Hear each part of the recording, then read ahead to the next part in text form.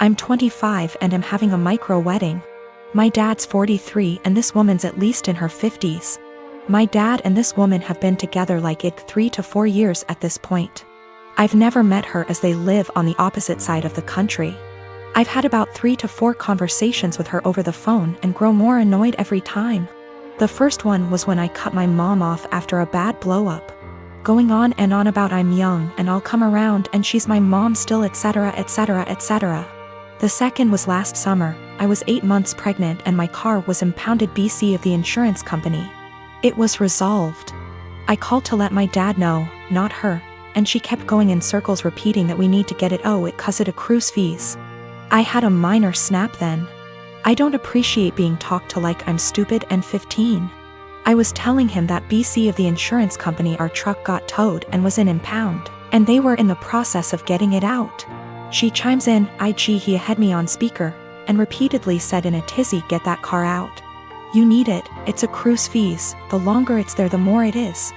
Literally repeated the same sentences for 10 minutes refusing to listen, when I told her it was being handled until I snapped and told her to stop it because it was being handled and I knew perfectly well what impound is and does and to stop talking to me like I'm 16 years old. Again, I was 8 months pregnant and was giving an update, not asking advice. I sent my dad an invite specifically addressed to only him and his RSVP was pre-filled for only him. I've seen him all of 2 times in the last 10 years and the only time he made an effort of contact was when I was pregnant. Well, now I'm getting married, in a week at this point. He never sent his RSVP card, so I texted him asking about him and his parents and he said they're all coming. So I reiterated all 3? And he said 4 including this woman. I said his invite was addressed to him and pre-filled for 1. I haven't had a text since. Not only is it my wedding, but my FH and I are announcing our 2nd pregnancy as well and I don't want someone who lacks boundaries there. Or someone, not from my IL family, that I haven't met / don't know. Yes, I did try talking to him this spring in person about her behavior. I told him I don't appreciate it when she talks to me like some stupid teenager who doesn't know what anything means. I don't call for advice, I call to give updates. I didn't need or appreciate the consistent repeating of information I had made clear I already knew. He told me she's just motherly and I told him that's great for her. But I'm not her child, I'm not her friend, and I don't need another mother. I have 3 and didn't need another one. I'll be sending a message tomorrow asking if he's coming or not and if he won't go without her that's fine. Just don't come at all and I'll send a Zoom link that ends promptly after the ceremony. It's my wedding and I just don't want her there. If he doesn't want to go without her that's fine, I'll send a link to the stream for those who couldn't be there. I have a sister who has a husband who is the poster child of weaponized incompetence. They have 4 kids and she's pregnant. My sister works a full-time job, 40+ hours a week, cleans her entire house, cooks, takes care of all her children without him doing anything. It is seriously mind-blowing that she wakes up at like 4 a.m., cooks breakfast, does chores, gets all of her kids ready for school, takes them all to school and daycare and all he does is stay home and work and when his kids get home, after my sister picks them up of course, he will play with them for a little and play video games until he falls asleep. She actually makes more than him. My fiancé and I had to stay with them for 6 weeks while our home was being renovated and since we both WFH, we helped her and it is amazing how much happier she is when she has help. I helped with the kids and my fiancé even drove her to doctor's appointments. Her husband literally only acknowledges he is a parent when his family is around, then he is a God-fearing, hard-working father of 5. He is the one that wanted more kids. She wanted to stop after her last baby but he needed more boys. I am seriously concerned not only for her, but her kids as well because now her oldest is seeing what's happening and trying to help but my sister is prideful and refuses to let her child do anything. Me and this man have never gotten along. He's been acting like this since their 8-year-old was born.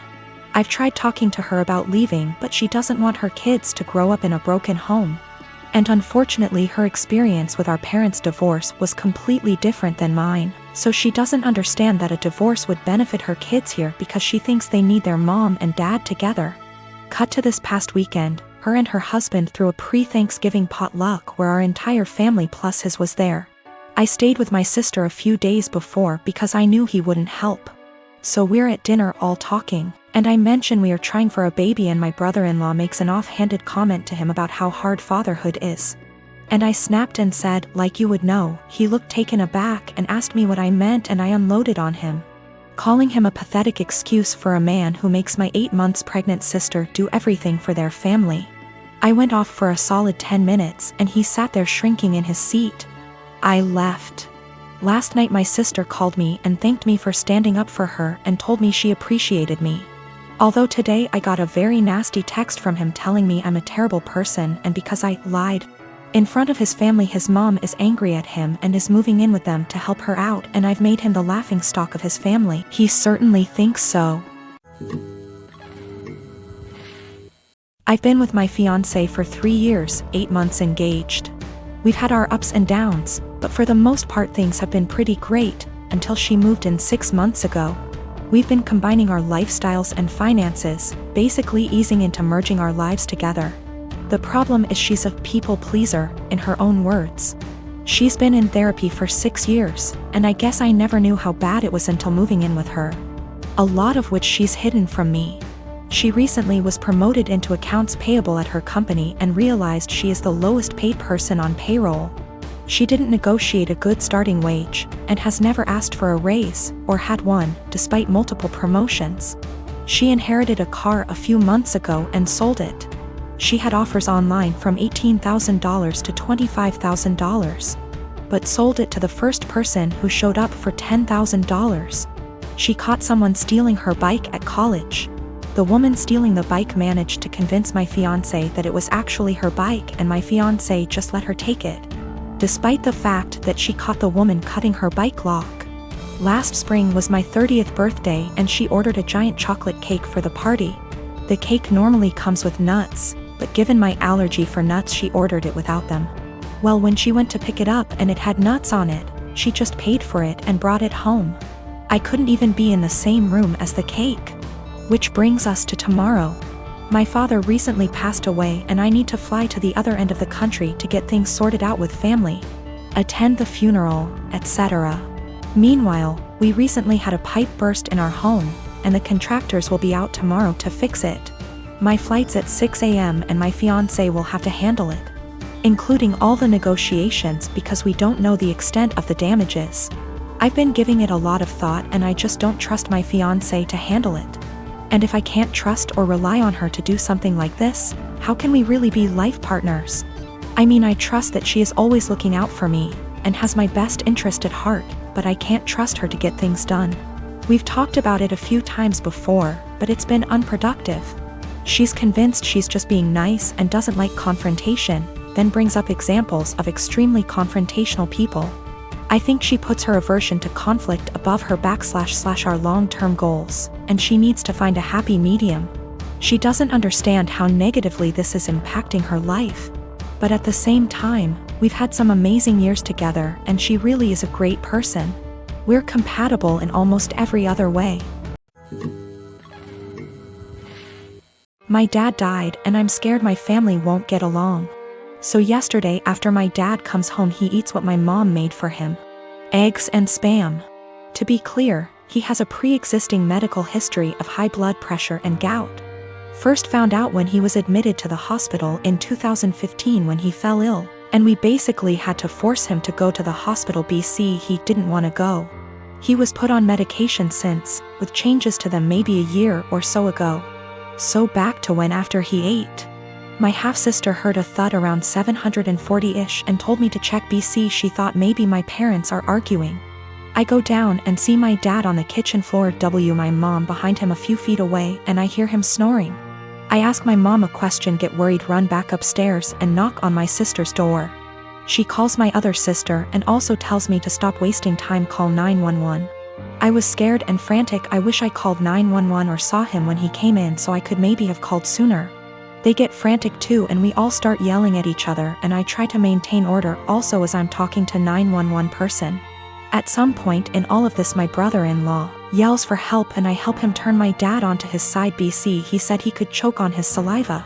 My dad stops snoring and we start panicking. The EMS tells us how to perform CPR, but my sisters keep yelling, and so I try to get them working together. They finally start working on it. One is doing compression and the other giving him air and sometimes rotating. Fire department and ambulance gets here and they start doing the same thing but also have defibrillators, and honestly, I'm just in shock still. It was maybe 8:03 p.m. when they came or so, I don't remember, it's all a blur. I checked my phone for timestamp, but I called twice so I forgot when original call was placed. They called it at 8:50 p.m. and I just began to lose it. My aunt comes and my sister is trying to call my dad's work to let his bosses know. We talk about how we want my dad's arrangements and agree on cremation. BC, we don't have the money for anything else, but also my sister wants the remains.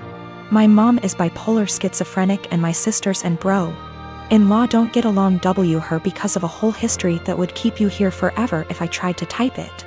My dad was a bad person, but he still chose us and tried his best to provide regardless of his fallacies. He had my mom's back too, saying he wouldn't kick her out or place her in a mental home. My sisters kinda want that, I think, but I'm scared to talk about it.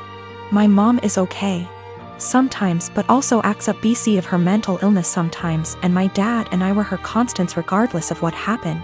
My mom is old and still wants to benefit from some social security services that my dad had, but my sisters and I think we should get a majority control of his account. There's a lot of renovations to be done. BC, he ignored upkeep of the house for a number of years, example, the roof.